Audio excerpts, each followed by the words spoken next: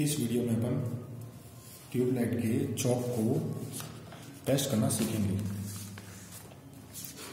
जैसा आपने देखा ट्यूबलाइट की जो चौक होता है उसकी यदि मैं ड्राइंग बनाने जाऊँ तो ये कुछ इस प्रकार की आपकी ड्राइंग रहेगी।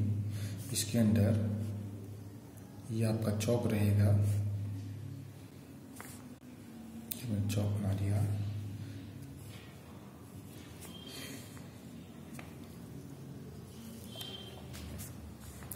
इस चौक के बाहर ये दो आपको ये कॉन्टेक्ट पॉइंट दिखा रहे हैं।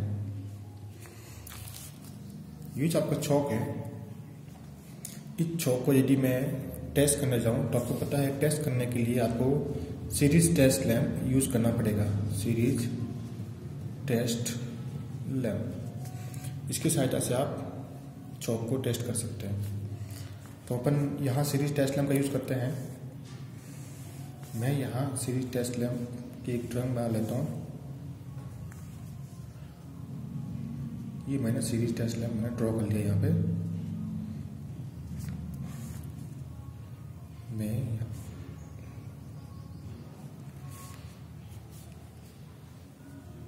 यहाँ मैं सप्लाई दे देता हूँ, एसी सप्लाई।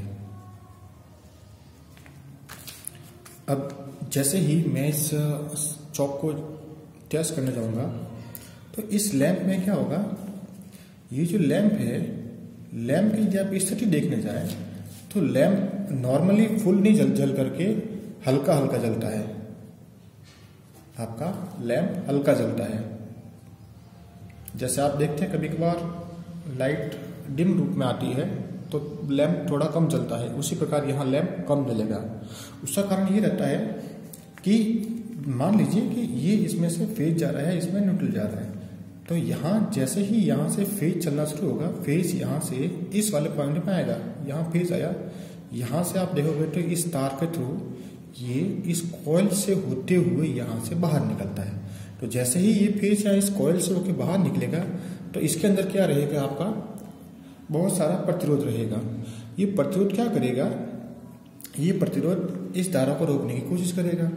तो जैसे ही धारा कोई रोकता है तो यहाँ आने वाली धारा के मान में कमी आ जाती है, जिस कारण ये धारा जब इस लैंप को मिलती है और यहाँ से ये न्यूट्रल मिलता है, यहाँ से फेज मिलता है, जैसे ही ये धारा यहाँ इसको मिलती है तो वो कम मान की धारा मिलती है, जिस कारण यहाँ लैंप फुल जलने के बजाय हल्का जलता है या कम जलता है,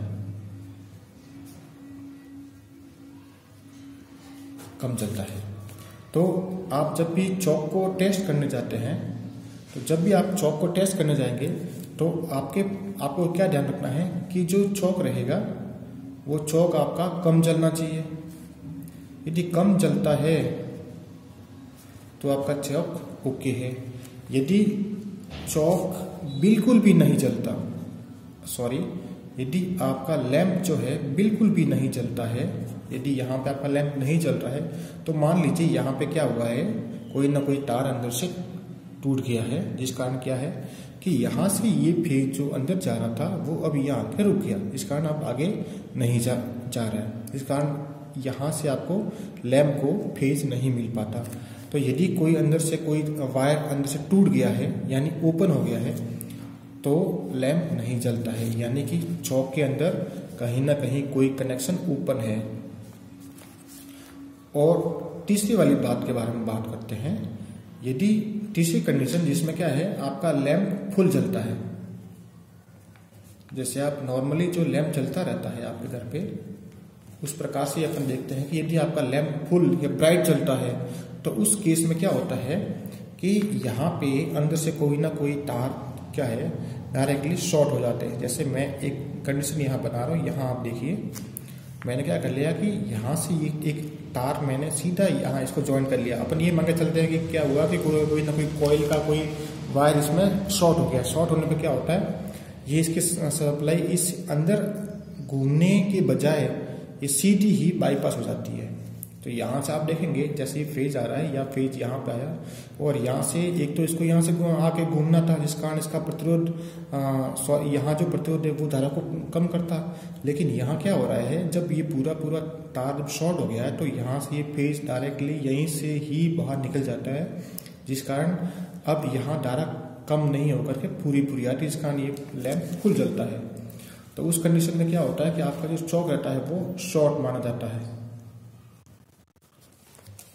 तो इन दोनों कंडीशन के अंदर आपका चौक सही नहीं माना जाता। आपके चौक के अंदर लैंप कम जलना चाहिए।